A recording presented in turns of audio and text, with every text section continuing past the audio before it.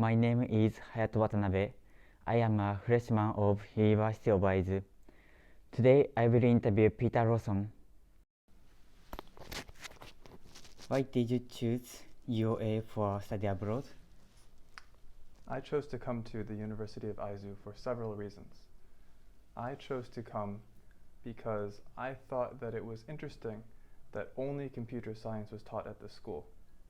I wanted to see what the environment would be like there.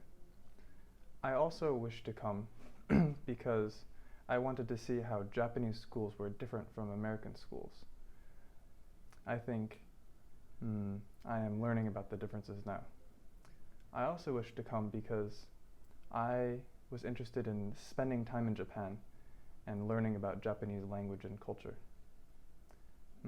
Finally, I chose to come to University of Aizu because I like Japanese food, and I knew that if I came to Japan and the University of Aizu, I would get to eat a lot of it.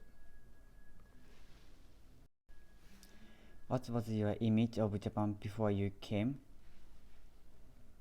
Before I came to Japan, I thought of Japan as being a very futuristic and high-tech place, and of Japan as being very safe.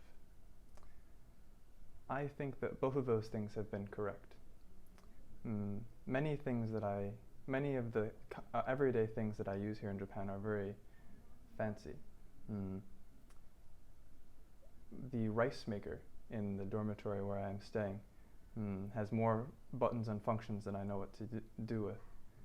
And my air conditioning unit is still much too complicated for me to understand. Japan also has been safe as I had heard that it was. People here are not afraid of walking in the streets at night or of leaving their computer or phones for a short time in public. Tell me what surprised you the most in Japan? What surprised me the most in Japan was the speed of cars on the highway. Before coming to Japan, I knew that Japan had high-speed trains, and so I thought that all vehicles would travel very quickly.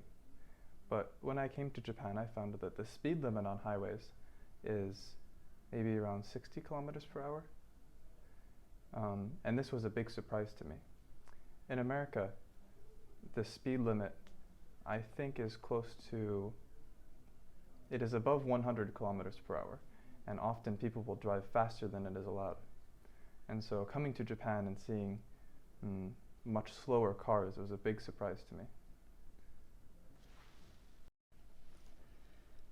What is the most terrible problem in Japan and how did you solve it?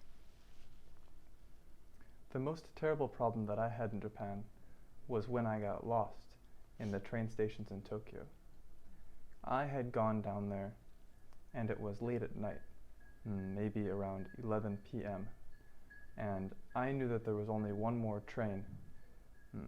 Well, after I had gotten lost and found where I needed to go, the time was such that there was only one more train that night that would take me to where I was going to stay.